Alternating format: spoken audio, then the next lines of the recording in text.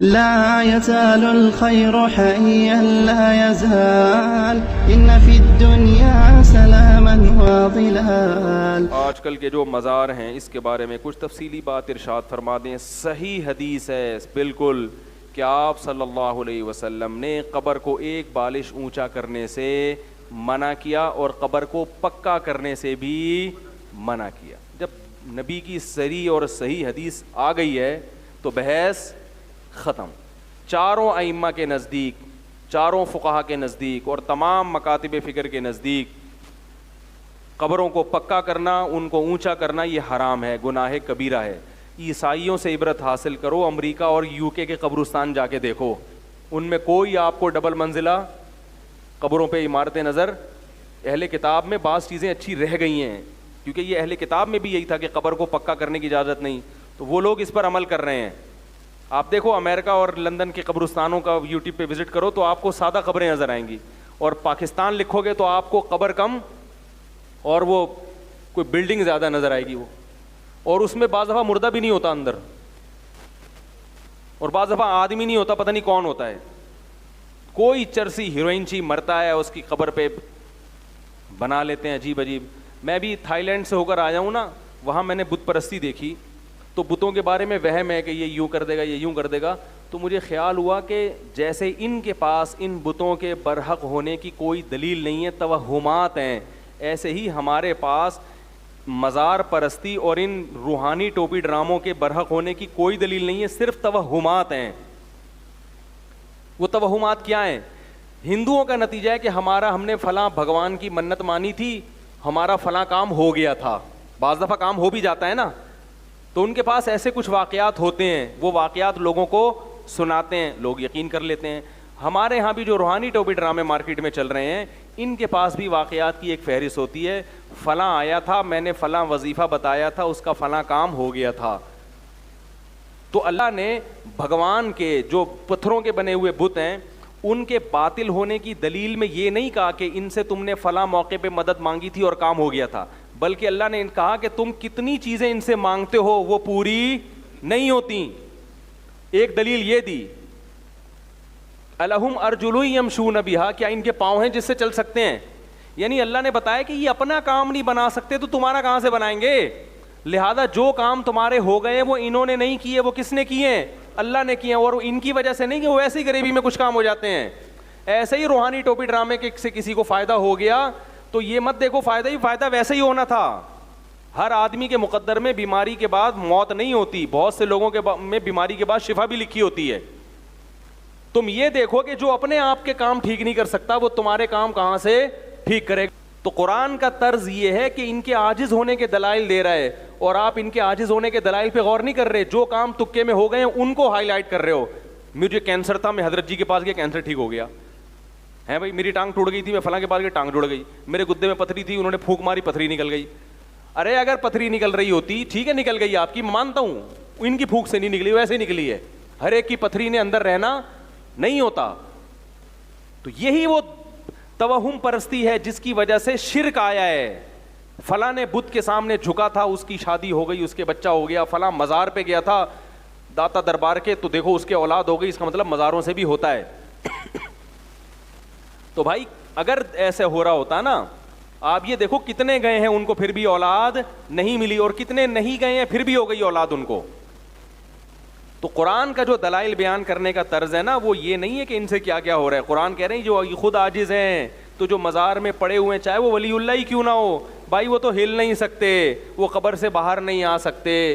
وہ میں نے بتایا تھا نا ایک واقعہ، ایک فالج زدہ آدمی کا فون آیا میرے پاس، آدھا دھڑ اس کا کیا ہے؟ فالج. اس نے کہا میں مزار پہ جانا چاہتا تھا، تو میں نے آپ کا بیان سنا، میں نے جانے کا ارادہ ترک کر دیا. میں نے کہا چلو ایک آدمی کو ہدایت ملی اللہ کے فضل سے. پھر میں نے اس کو مزید مثال دی، میں نے کہا دیکھو آپ کا آدھا دھڑ کیا ہے؟ فالج زدہ، وہ نہیں ہلتا. جو مزار میں بزرگ ہیں انتہائی قابل احترام، مگر ان کے دونوں دھڑ بولو بھائی نہیں ہلتے. جس کے دونوں دھڑ نہ ہل رہے ہوں وہ آپ کا آدھا دھڑ کہاں سے صحیح کرے گا بھائی؟ تو یہ قرآن کا اسٹائل ہے دلائل دینے کا. آپ اس میں کہہ سکتے ہو بزرگوں کی توہین ہے، توہین نہیں ہے. یہ تو ان کا عاجز ہونا بیان کیا جا رہا ہے. یہ عاجز ہونا تو اللہ نے پیغمبروں کا بھی بیان کیا ہے. عیسائی حضرت عیسیٰ کو اللہ کا رب مانتے ہیں نا, اپنا رب مانتے ہیں نا. اللہ نے کہا عیسیٰ ابن مریم کھانا کھاتے تھے, جو روٹی اور کھانے کا محتاج ہے وہ خدا کہاں سے ہو سکتا ہے؟ تو کیا یہ عیسیٰ علیہ السلام کی توہین کر دی اللہ نے؟ بولو نا بھائی, توہین تھوڑی کی ہے, بتایا کہ بھائی وہ عاجز ہیں, وہ بھوک کے لیے روٹی کے محتاج ہیں, تو وہ خدا نہیں ہو سکتے. تو ہم بھی کہہ رہے ہیں جن بزرگ کے دونوں دھڑ کام نہیں کر رہے, اگرچہ وہ بزرگ ہیں, اللہ کے مقرب ہیں, ہم سے بہت اچھے ہیں, تو فالج زدہ آدمی کا آدھا دھڑ کیسے صحیح کر دیں گے؟ بعض لوگ کہتے ہیں نہیں, ہم ان سے جا کے کہتے ہیں کہ ہم ان سے دعا نہیں مانگتے, ان کی قبر پہ جا کے کہتے ہیں کہ اللہ سے دعا مانگے ہمارے لیے. کس سے دعا مانگے؟ اللہ سے. تو سوال پیدا ہوتا ہے کہ کیا اسلاف میں یہ طریقہ تھا؟ نمبر ایک, کیا یہ بات درست ہے کہ آپ قبر میں جا کے جب ان سے کہیں گے کہ اللہ سے دعا مانگے, تو اس کی کیا دلیل ہے کہ وہ آپ کی یہ پکار سنیں گے؟ قرآن تو کہہ رہا ہے انک لا تسمع الموتى, تم مردوں کو سنا نہیں سکتے. اب یہ مردوں والا مسئلہ آ جائے گا, اس پہ کلپ بازی شروع میرے خلاف. قرآن کیا کہہ رہا ہے؟ تم مردوں کو سنا نہیں سکتے. میرا یہ نظریہ کہ مردے نہیں سنتے. اگر کسی کا نظریہ سنتے ہیں تو بھائی اس کا ہوگا. بعض اکابر اس طرف گئے ہیں کہ سنتے ہیں, ان کے بھی اپنے دلائل ہیں, لیکن مجھے جو دلائل تھے جو بات صحیح میں بیان کر رہا ہوں, کسی کی شان میں توہین نہیں کر رہا, کیونکہ قرآن کی اتنی واضح نص موجود ہے اس بارے میں کہ آپ مردوں کو سنا نہیں سکتے. بعض کہتے ہیں ہم سنا نہیں سکتے, لیکن اس قرآن میں یہ کہا ہے کہ وہ سن نہیں سکتے. اصل میں یہاں سنانے کا مقصد کیا ہے کہ وہ سن نہیں سکتے, اس لیے تم ان کو نہیں سنا سکتے. تو یہاں عبارت مقدر ہے فَإِنَّكَ لَا تُسْمِعُ الْمَوْتَى فَإِنَّهُمْ لَا يَسْمَعُونَ. تم ان کو سنا اس لیے نہیں سکتے کہ ان میں سننے کی صلاحیت ختم ہو گئی ہے. تو اصل میں قرآن یہ بتانے کے لیے چاہ رہا ہے کہ مردوں میں سننے کی صلاحیت ہے ہی نہیں, کیونکہ آگے آتا ہے لا تہدی العمیٰ, تم اندھوں کو راستہ دکھا نہیں سکتے. تو جیسے اندھا نہ دیکھ نہیں سکتا اس لیے نہیں دکھا سکتے, تو مردہ بھی چونکہ سن نہیں سکتا اس لیے آپ اس کو سنا نہیں سکتے. بالکل نص ہے یہ قرآن کی, بالکل واضح. اب تو عجیب ہو رہا ہے, بعض لوگوں نے مردوں کو قبروں سے دکھانا بھی شروع کر دیا. کہہ رہے ہیں سننا تو دور کے بعد مردہ اندر سے دیکھ بھی رہا ہے باہر. بھائی اتنا غلو مت کرو, سننے میں اختلاف ہے, وہ اختلافی مسئلہ ہے.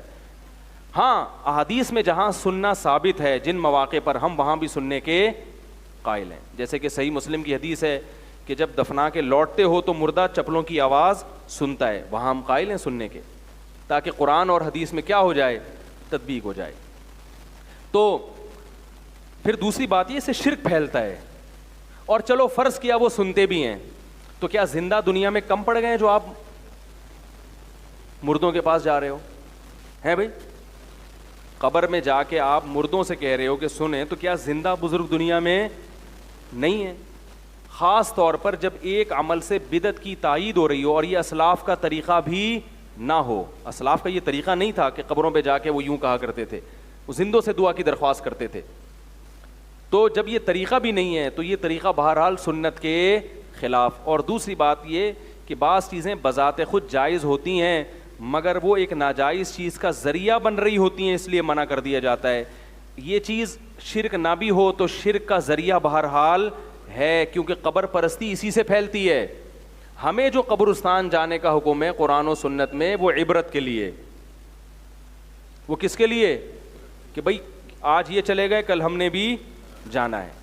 فزورها فإنها تذکر الآخرہ.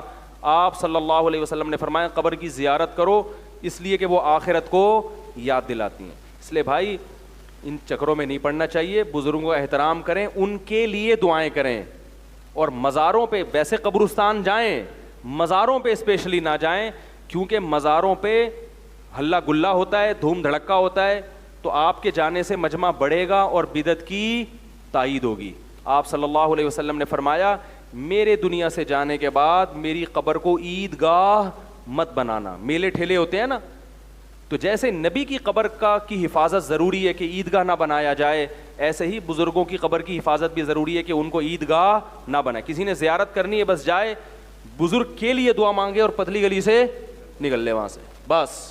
جیسے ہم نبی کی قبر پہ جاتے ہیں, آپ صلی اللہ علیہ وسلم پر صلاۃ والسلام پڑھا اور نہیں بھی پتلی گلی سے نکلتے تو ہمیں پتلی گلی سے شرطا نکال دیتا ہے. اگر وہاں شرطے نہ ہوتے تو وہ جگہ بھی عیدگاہ بن جاتی. ایک میلے ٹھیلے لگے ہوتے, ایک پروگرام چل رہے ہوتے باقاعدہ, جیسے ہمارے ڈاکٹر صاحب کے پروگرام چلتے ہیں 15ویں شعبان کو, تو یہ والے پروگرام قبرستان میں اس کی اجازت بولو بھائی نہیں ہے, کیونکہ قبرستان جو ہے نا وہ آخرت یاد دلانے کے لیے, وہ میلے ٹھیلوں کی جگہ نہیں ہے.